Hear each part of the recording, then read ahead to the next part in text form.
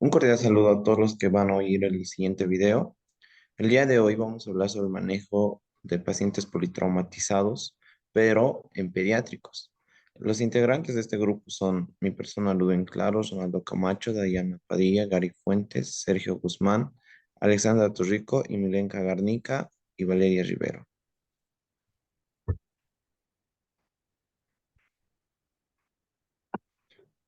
Bueno, para poder entender bien el siguiente tema, hay que dar una breve introducción.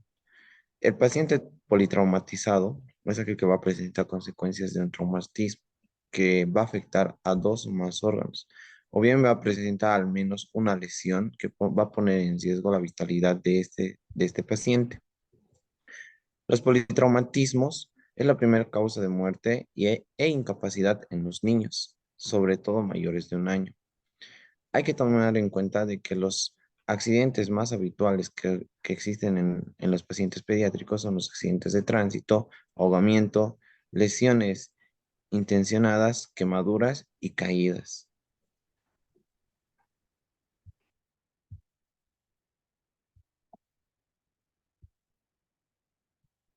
Continuando, veremos que la clínica de estos pacientes pediátricos con politraumatismo puede ser muy diversa.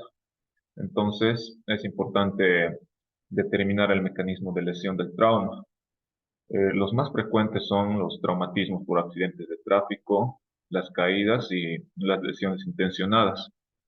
Como pueden ver en la pantalla, tenemos este cuadro donde se reconocen, ¿no?, estos mecanismos de lesión.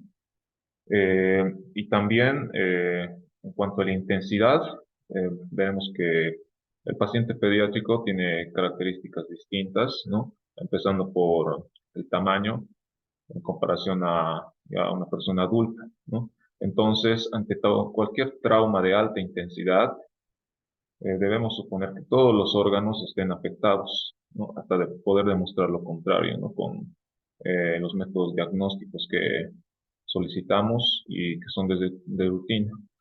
No, aquí podemos ver, para mencionar, por ejemplo, la caída desde una altura puede ser baja, media o de alta intensidad, ¿no? Siempre va a involucrar lo que es el tema de fracturas, ¿no? Y ya cuando se trata de alta intensidad, puede llegar incluso, ¿no?, a comprometer lo que es el estado vital, la vida del mismo paciente. Igual es importante determinar las lesiones que implican riesgo para la vida. Estas son en específico, como por ejemplo el neumotórax a tensión, ¿no? Donde observamos en la imagen radiográfica superior a lo que es los signos específicos, ¿no? Como la desviación traqueal, eh, a la percusión vamos a encontrar timpanismo, ¿no? Es decir, que se encuentra una gran cantidad de aire a nivel de los bolsos alveolares, a nivel de los pulmones. Y el tratamiento, pues, va a ser específico, ¿no? Según cada tipo de lesión. En el neumotórax a tensión, pues, va a ser una descompresión con aguja para poder liberar todo pues, el aire excedente del pulmón. Tenemos al neumotórax abierto, donde podemos observar en la segunda imagen lo que es provocado por un traumatismo penetrante a nivel del tórax, ¿no? Y su manejo prehospitalario, ¿no? Obviamente, que es donde nosotros actuamos, pues va a ser con una válvula unidireccional. Como pueden ver, sellamos tres lados y dejamos un lado libre, ¿no? Esto para que pueda circular el aire durante la inspiración y no entre de golpe, ¿no? No colapse, para que no colapse de esa manera los pulmones, ¿no? Hasta que pueda llegar a tratamiento quirúrgico. Tenemos al neumotórax masivo, donde este también vamos a identificarlo en la imagen radiográfica, como pueden ver, lo que es el llenado de sangre, hablamos de un 25% en adelante, a nivel de ya sea uno o ambos pulmones, ¿no? En este caso, está afectado lo que es el pulmón del izquierdo, ¿no? Está básicamente lleno de sangre y su tratamiento va a ser pues una toracocentesis, ¿no? Para poder liberar ese excedente de sangre. Tenemos a la contusión pulmonar bilateral, de Básicamente nos guiamos por la clínica del paciente, como puede ser la dificultad respiratoria progresiva, puede presentar lo que es la hemoptisis, ¿no? La expectoración con sangre proveniente de los pulmones. Tenemos al tórax inestable, ¿no? Hay que saber definirlo, ¿no? Se puede definir como múltiples fracturas costales. Hablamos de dos o más en cada costilla, en cada una de las costillas, ¿no? Y lo más característico, pues, de estos pacientes es la respiración paradójica, ¿no? Como pueden observar que durante la expiración, pues el pulmón mm, va a ir al exterior, ¿no? Por el tema de la fractura, va a haber inestabilidad y durante la inspiración, pues se va a deprimir, ¿no? Como pueden ver en la imagen. También tenemos al taponamiento cardíaco, que este igual va a ser provocado por traumatismo penetrante, sobre todo a nivel de lo que es eh, la- mm, el tórax, la parte inferior del tórax, ¿no? El campo, ¿no? Y pues el corazón se va a llenar de sangre, ¿no? Esto va a hacer que se comprima y obviamente la clínica clásica es la tríada de Beck, ¿no? Los ruidos cardíacos apagados, hipotensión y la ingurgitación yugular. Y la medida terapéutica, en este caso, es realizar una pericardiocentesis, ¿no? Para poder extraer toda la sangre acumulada a nivel del pericardio, en este caso.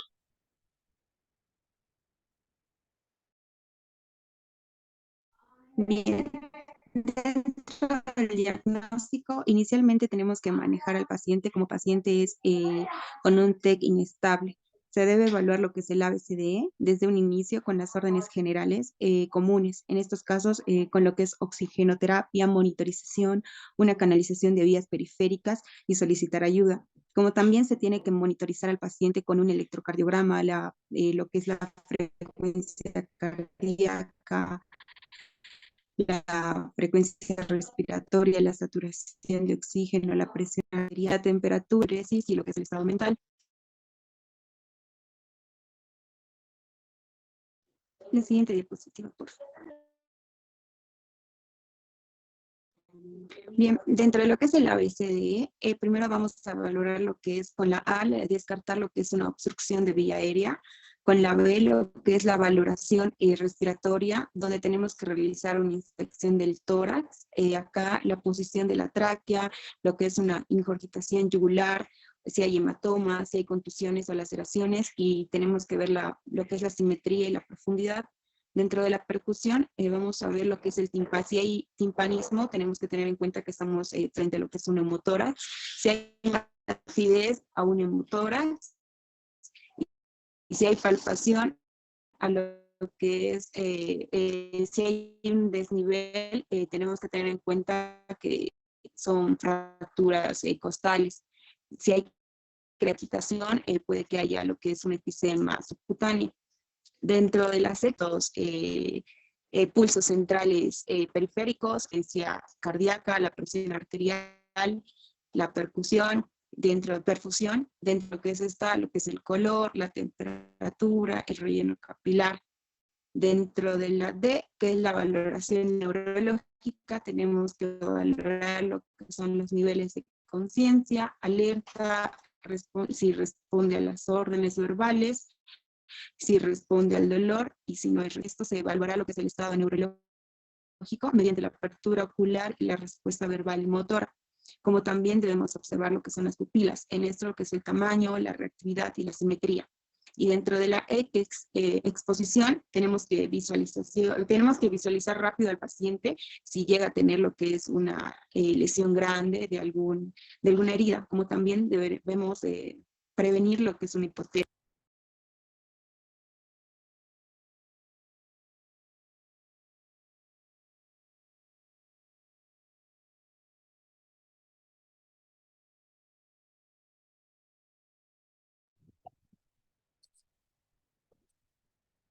Ya.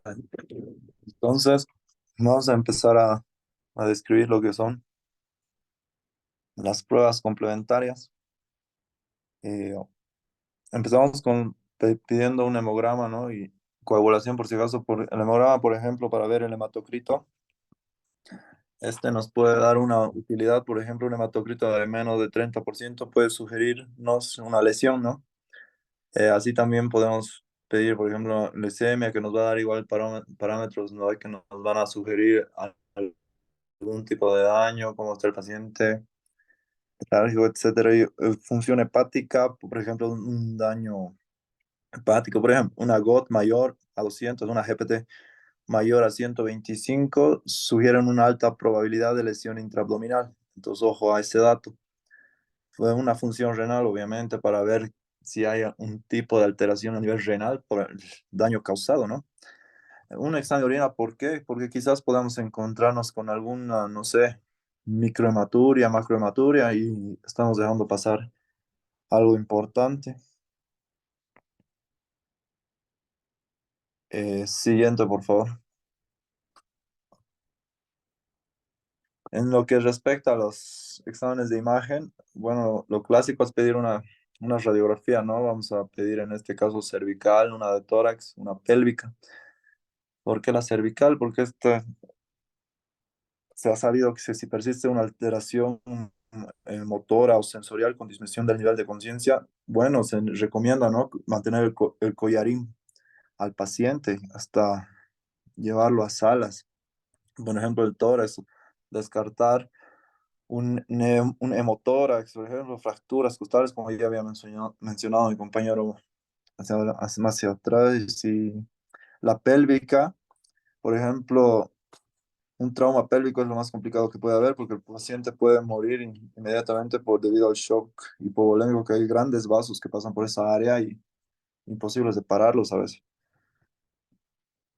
En cuanto refiere a estudios más complejos, la TAC, por ejemplo, una TAC abdominal nos va a dar mucha más visión de los órganos, los cuales van a ser evaluados y no, bueno, no siempre también está disponible. En cuanto a lo más disponible y en todo lado, una ECOFAST nos va a dar una visión de si hay líquido en cavidades, ¿no? Y ese término se conoce como ECOFAST, ese tipo de examen.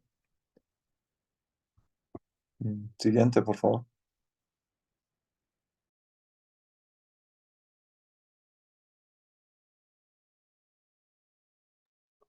Bueno, a mí me toca exponer lo que son las clasificaciones de shock. Eh, vamos a hablar de las diferentes, o sea, vamos a hablar una breve apertura de qué es el shock. Dentro de eso podemos decir que el shock es la incapacidad que va a tener la persona para poder perfundir lo que es la perfusión suficiente de sangre oxigenada y sustratos a los tejidos para satisfacer ciertas demandas que requiere el cuerpo para seguir funcionando y tener un metabolismo de forma correcta. La detección precoz y la intervención adecuada y dirigida a estas cosas va a permitir de que el paciente pueda sobrevivir en este caso serían los niños porque son los más propensos a descompensarse por estas cosas. Vamos a ver de que en caso de que haya un retraso en el tratamiento de la hipotensión, va a producir una hipotensión, aumentando así la incidencia de insuficiencia multiorgánica y también produciendo lo que sería la muerte de lo que es el bebé, ¿no? Dentro de esto vamos a ver que hemos podido dividir en una clasificación. Esta clasificación hemos podido dirigirle mediante el tipo, hemos podido ver sobre las alteraciones de la circulación, primaria y luego en causas más frecuentes. Dentro de esto, en los tipos que estoy tratando son la hipovolemia infantil, vamos a hablar que es la disminución de un volumen sanguíneo circulatorio y que va a tener por causas frecuentes una hemorragia, puede haber diarreas, puede haber unas diabetes que son insípidas, puede haber diabetes mellitus por complicaciones, eso ya sería a la larga, quemaduras que se va a dar por síndromes de androgenitales y una fuga capilar. En lo distributivo vamos a ver que hay una vasodilatación, estacionamientos venosos y disminución de la precarga, que esto va a desembocar una causa que es una sepsis, ¿no? La mala distribución del flujo sanguíneo también a nivel regional, esto va a producir lo que son dentro de eso anafilaxias, puede ser un mal sistema, o sea, una mala distribución del sistema nervioso central, vertebral, Intoxicación, esto nos referimos de las drogas que puede ser mediante los fármacos que se les va administrando a los niños que los padres suelen darles y eso produce complicaciones a nivel del bebé y metabólicos, ¿no? Dentro de los cardiogénicos también vamos a hablar de que hay una disminución de la contractibilidad del miocardio. Esto va a desembocar en lo que son cardiopatías congénitas, arritmias, lesiones hipóxicas, isquemias, miocardiopatías, trastornos metabólicos que vamos a producir al miocardio, intoxicaciones por drogas también que volvemos a hablar, que esas son las farmacológicas, y enfermedades como la de Kawasaki. En las obstructivas vamos a hablar de las obstrucciones mecánicas que va a sufrir, del llenado del tracto, de la salida del ventrículo. Dentro de eso vamos a ver lo que son los taponamientos cardíacos, embolia pulmonar masiva, vamos a hablar de las neumotórax a tensión, tumores cardíacos. En lo disociativo vamos a hablar que el oxígeno no se une de forma correcta a la hemoglobina. Esto permite que no haya una transmisión buena de oxígeno hacia la cavidad pulmonar, eso produciendo un desbalance, ¿no? Y una liberación adecuada de él. Esto va a desembocar en una intoxicación por monóxido de carbono y neoglobinemia. Sí.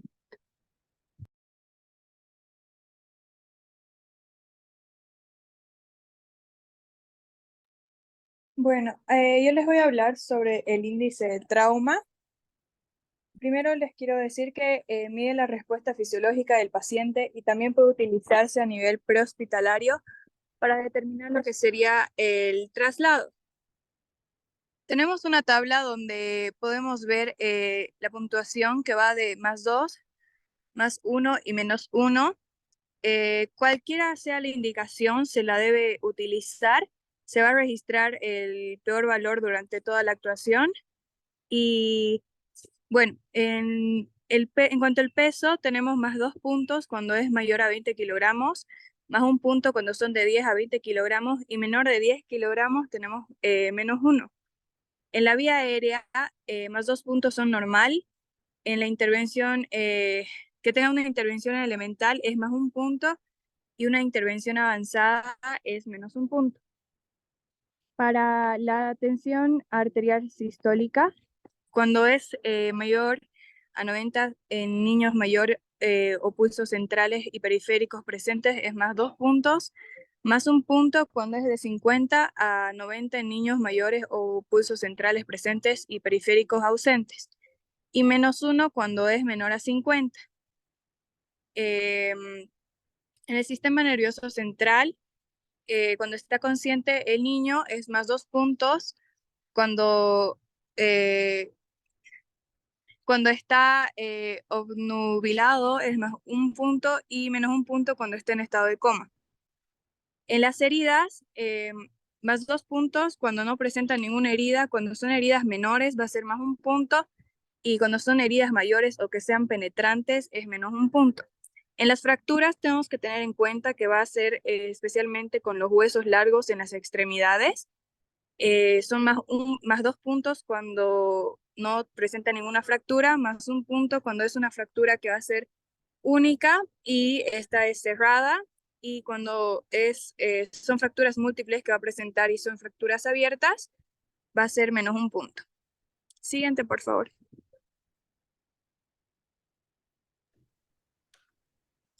Bueno, en cuanto al tratamiento, vamos a hablar sobre los primeros 10 minutos que estos son importantes. Vamos a identificar primero cómo vamos a manejar esta situación. Entonces, el plan A va a ser identificar la obstrucción y si existe una vía aérea difícil, porque esto puede causar un trauma en la vía aérea. Vamos a ver que en el manejo de esto vamos a aperturar la vía aérea para mejorar la aspiración de secreciones mediante una cánula orofaringea. También vamos a ver una vía aérea quirúrgica para tratar la vía aérea difícil que habíamos mencionado. En el plan B vamos a identificar la ausencia de respiración, porque esto va a causar una imposibilidad de oxigenación en la ventilación del paciente. Vamos a ver que puede presentar un neumotórax a tensión, un neumotórax abierto y un neumotórax masivo, también como un bolet costal. Esto vamos a tratarlo con una ventilación mediante una bolsa de mascarilla, una toracentesis, el apósito lubricado fijado en los 3 lados y el tubo de drenaje pleural, así como también la ventilación de la bolsa de la mascarilla. Siguiente, por favor. También tenemos que identificar como plan C la ausencia de pulso, la hemorragia externa, los signos de shock, el taponamiento cardíaco y las fracturas de pelvis. Esto vamos a manejarlo con un RCP, el control mediante la comprensión, la fluidoterapia, la pericardiocentesis e inmovilizar la pelvis en caso de una fractura. Como plan D vamos a identificar los signos en la escala de Glasgow, exactamente la respuesta pupilar y la hipertensión intracraneal. Vamos a tratar esto si existe una escala de Glasgow menor a 9 o un descenso rápido de esta mediante los signos de la herniación y posteriormente vamos a elevar el cabecero para mejorar la hiperventilación y que esté moderada, así como también vamos a utilizar agentes osmóticos y posteriormente una neurocirugía. En cuanto al plan D, vamos a identificar la hipotermia y vamos a tratar esto retirando la ropa para posteriormente iniciar el calentamiento. Siguiente, por favor.